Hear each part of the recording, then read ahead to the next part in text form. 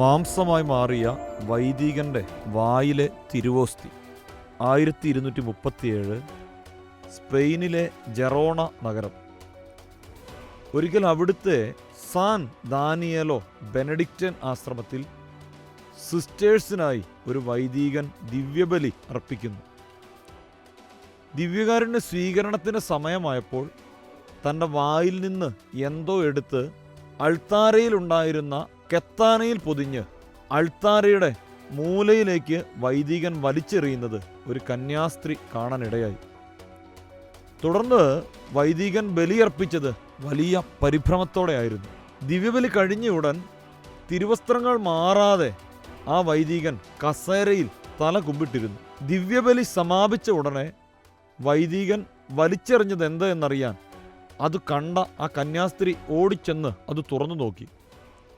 കന്യാസ്ത്രീ അത് കണ്ട് ഞെട്ടിത്തരിച്ചു. അത് രക്തമിറ്റിറ്റ് വീഴുന്ന ഒരു മാംസക്കഷ്ണമായിരുന്നു. എന്താണ് സംഭവിച്ചതെന്നറിയാൻ കന്യാസ്ത്രീ വൈദികനെ നോക്കി.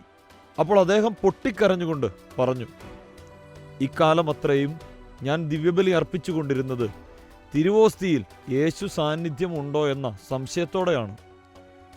ഇന്നും അങ്ങനെയായിരുന്നു ഞാൻ ബലിയർപ്പിച്ചത്.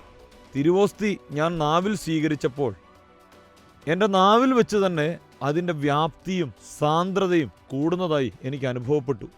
എൻ്റെ നാവിൽ രക്തത്തിൻ്റെയും മാംസത്തിൻ്റെയും ചുവയുണ്ടായി. എനിക്ക് ദിവ്യകാരുണ്യം വിഴുങ്ങാൻ പറ്റാതെയായി. അതുകൊണ്ട് ഞാൻ മാംസമായി തീർന്ന തിരുവോസ്തി ഒരു കെത്താനയിൽ പൊതിഞ്ഞ് അൾത്താരയുടെ മൂലയിലേക്ക് വലിച്ചെറിഞ്ഞു. തുടർന്ന് പശ്ചാത്താപ വിവശനായ അദ്ദേഹം മാംസമായി തീർന്ന തിരുവോസ്തിക്ക് മുൻപിൽ സാഷ്ടാംഗം പ്രണമിച്ചു. പിന്നീട് ജെറോണ കത്തീഡ്രലിൽ ആ അത്ഭുത തിരുശേഷിപ്പുകൾ പരസ്യമണക്കത്തിന് പ്രതിഷ്ഠിക്കപ്പെട്ടു.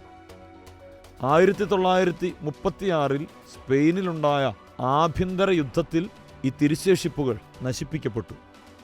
തൻ്റെ അഭിഷിക്തനെ വിശ്വാസ തീഷ്ണതയിലേക്ക് നയിക്കാൻ തിരുവോസ്തിയിൽ ദൈവസാന്നിധ്യം വെളിപ്പെടുത്തിയ പരിശുദ്ധ പരമ ദിവ്യകാരുണ്യമേ, ഞങ്ങളെയും പരിശുദ്ധ കുർബാനയിലുള്ള വിശ്വാസത്തിൽ ആഴപ്പെടുത്തണമേ. പരിശുദ്ധ പരമ ദിവ്യകാരുണ്യത്തിന് എന്നേരവും ആരാധനയും സ്തുതിയും പുകഴ്ചയും ഉണ്ടായിരിക്കട്ടെ. വിശുദ്ധ കുർബാനയുമായി ബന്ധപ്പെട്ട വീഡിയോകൾ നിങ്ങൾക്ക് ലഭിക്കാൻ ഈ ചാനൽ സബ്സ്ക്രൈബ് ചെയ്യുക.